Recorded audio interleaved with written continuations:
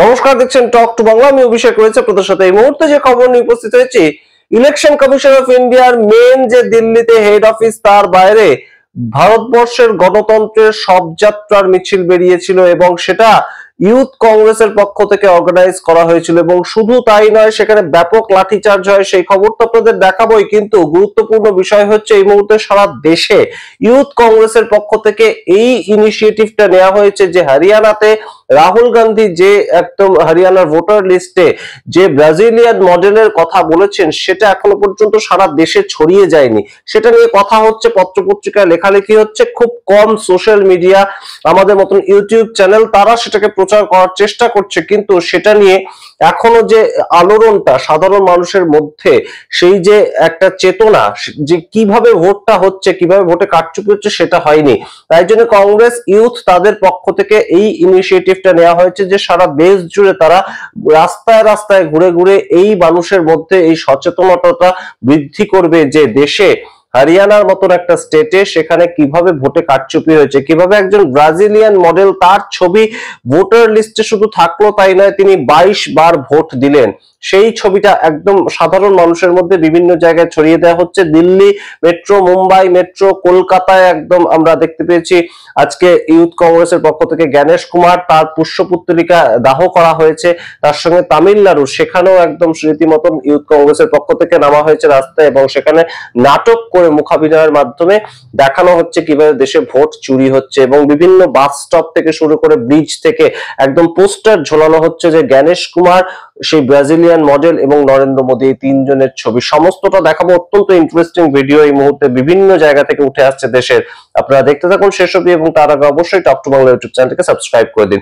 এই মুহূর্তে যা খবর উঠে আসছে, Delhi election commission of India, তার যে অফিস, সেখানে একদম রীতিমতো লোকতন্ত্রের সব যাত্রা বের করেছিল ন্যাশনাল কংগ্রেস, তাদের ইউথ শাখা, এবং তার পরবর্তীতে ব্যাপক লাঠিচার্জের মাধ্যমে সেখানে গ্রেপ্তার করা হয় বিভিন্ন মানুষজনকে। এবং তার পরবর্তীতে সেই যে ইলেকশন কমিশন অফ ইন্ডিয়া, তাদের অফিস ঘেরাও করতে আসে কংগ্রেস এবং তার পরবর্তীতে তাদের ইউথ শাখার যে সমস্ত লোকজন, তাদের ছেড়ে দেওয়া হয়। এছাড়া যে খবর উঠে আসছে সেটা কিন্তু তাৎপর্যপূর্ণ যে রাহুল গান্ধী এই মুহূর্তে একটা বড় সড়ো আপডেট যেটা উঠছে, সেটা কিন্তু রাহুল গান্ধী এই মাসের শেষেই, নভেম্বর মাসের শেষেই তিনি রামলীলা ময়দানে একটা বড় র্যালি বের করতে পারেন, যেটা কিন্তু ইলেকশন কমিশন অফ ইন্ডিয়া, তাদের অফিস ঘেরাও করা হবে, সেই রকম একটা যাত্রার কথা কিন্তু এই মুহূর্তেই শোনা যাচ্ছে। এবং সেটা তাৎপর্যপূর্ণ বিষয়, তার কারণ বিহার ভোটটাকে নিয়ে এই মুহূর্তে সারা দেশের মানুষ মেতে রয়েছেন, সারা দেশের মানুষের নজর এই মুহূর্তে বিহার ভোট। তাই জন্য হরিয়ানার ভোটার লিস্ট, সেখানে যে কারচুপিটা, সেই যে একদম হাইড্রোজেন বোমের যে অভিঘাতটা সারা দেশে কিন্তু এখনো তেমন ভাবে ছড়িয়ে পড়েনি, সেটা নিয়ে সোশ্যাল মিডিয়াতে লেখালেখি হচ্ছে। কিন্তু বিহার ভোটের যে কোনো আপডেট সেটাকে চেপে দিচ্ছে। ঠিক যেমন ভাবে 7ই আগস্ট মহাদেবপুরাতে একটা প্রেস কনফারেন্স করা হয়েছিল এবং সেটা সম্বন্ধে খুলাসাটা হয়েছিল, তার পরবর্তী যেমন মানুষের মধ্যে জাগরণটা হয়েছিল, সেটা এখন করার চেষ্টা করছে ইউথ কংগ্রেস। এবং আপনাদেরকে জানাই, মুম্বাই মেট্রোতে যে ইউথ কংগ্রেসের সদস্যরা রয়েছেন, তারা সেই ব্রাজিলিয়ান মডেল, তার ছবিটা একদম পরে, সেই রকম গেঞ্জি পরে তারা সরাসরি মেট্রোতে উঠেছে, মানুষের মধ্যে গিয়ে সেই পোস্টারটা বিলি করছে যে ইয়ে কন হ্যাঁ, সেরকম পোস্টার। তার সঙ্গে যেটা আপডেট উঠে আসছে, একদম সরাসরি রাস্তায় দাঁড়িয়ে জ্ঞানেশ কুমার এবং নরেন্দ্র মোদীর যে ছবি, সেটাকে নিয়ে একটা নাটক মুখাভিনয় করা হয়েছে তামিলনাড়ু, সেই স্টেট, সেই তামিলনাড়ুতে ইউথ কংগ্রেসের পক্ষ থেকে। সেই ভিডিওটা আপনারা দেখুন, সেখানে দেখতে পাচ্ছেন যে একজন নরেন্দ্র মোদী সেজেছেন এবং তিনি ভোট চুরির একটা বাক্স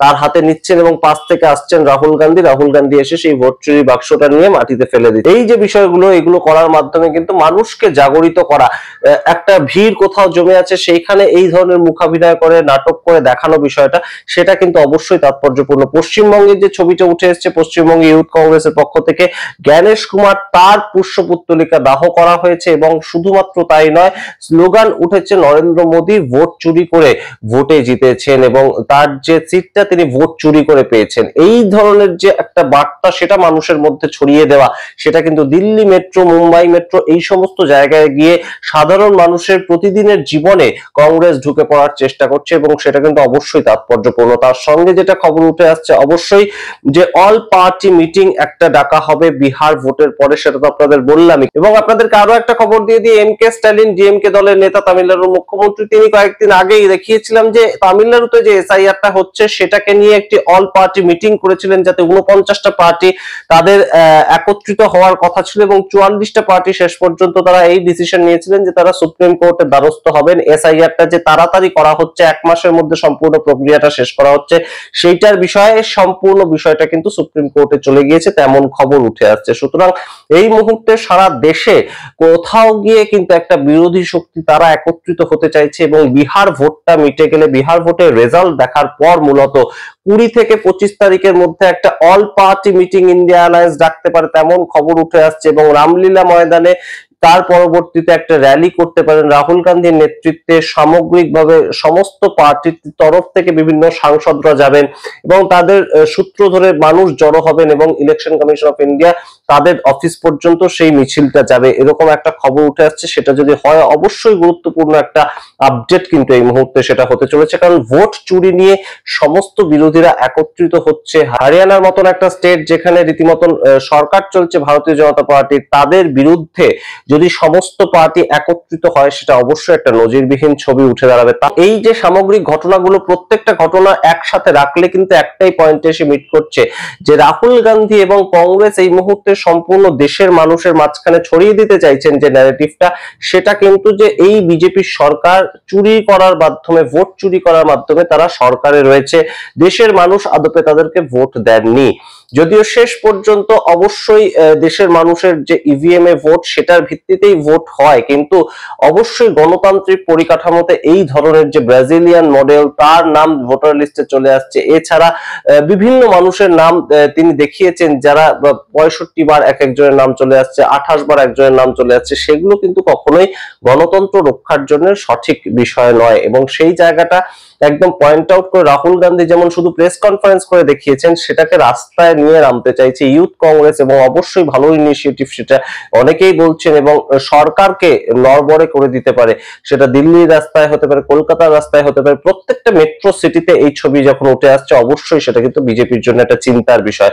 এবং তার সঙ্গে এই যে ন্যারেটিভটা, এই নরেন্দ্র মোদী ভোট চুরির মাধ্যমে নরেন্দ্র মোদী হয়ে তিনি চেয়ারে বসেছেন, এই ন্যারেটিভটা যদি অ্যালায়েড পার্টিগুলো, শুধুমাত্র যে বিরোধী পার্টি তাদের মধ্যে নয়, শুধুমাত্র সাধারণ মানুষ তাদের মধ্যে নয়, অ্যালায়েড যে পার্টিগুলো রয়েছে, চন্দ্রবাবু নাইডু হতে পারে, চিরাগ পাসওয়ান হতে পারে, নীতিশ কুমারের পার্টি হতে পারে, প্রত্যেকটা পার্টির মধ্যে যদি ছড়িয়ে দেওয়া যায়, হয়তো মহারাষ্ট্রে একটা এরকম যে দিল্লি মেট্রোর মধ্যে প্রদর্শন হলো, সেটার মাধ্যমে একনাথ শিন্ডের পার্টির কোনো সদস্য তিনি হয়তো নরেন্দ্র মোদীর এই যে সামগ্রিক বিষয়টা সেটাকে নিয়ে রিসার্চ করতে শুরু করলেন, সেটাকে নিয়ে সচেতন হতে শুরু করলেন।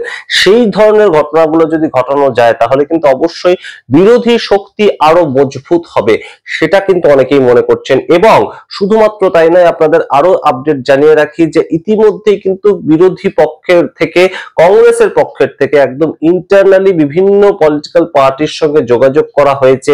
বিহার ভোটের দিকে এই মুহূর্তে সবাই তাকিয়ে আছেন, বিহার ভোটের রেজাল্টটা অত্যন্ত ক্রুশিয়াল, সেটা কোন দিকে যায় সেটা অনেক কিছু তার উপর নির্ভর করছে। কিন্তু অনেক পার্টির সঙ্গে কিন্তু যোগাযোগ করা হয়েছে, যে সমস্ত পার্টি এনডিএ এর দিকেও নয়, আইএনডি এর দিকেও নয়, তেমন পার্টিগুলো যাতে এই যে বিরোধী শক্তির যে আন্দোলন ভোট চুরির বিরুদ্ধে, তারা যাতে একত্রিত হয়, তাই জন্য আহ্বান জানানো হয়েছে। সামগ্রিকটা রাখলাম আপনাদের সামনে। আপনারা সামগ্রিক বিষয়ে কি মনে করেন অবশ্যই কমেন্ট বক্সে কমেন্ট করুন। সব যাত্রা বেরোলো লোকতন্ত্রের, এটা ভারতবর্ষের ইতিহাসে একদম প্রথমবার এই ধরনের প্রতিবাদ, অবশ্যই কিন্তু গুরুত্বপূর্ণ। আপনারা দেখতে থাকুন টক টু বাংলা, অবশ্যই কমেন্ট বক্সে কমেন্ট করুন আপনাদের মতামত, অবশ্যই টক টু বাংলা ইউটিউব চ্যানেলটিকে সাবস্ক্রাইব করে দিন। ধন্যবাদ।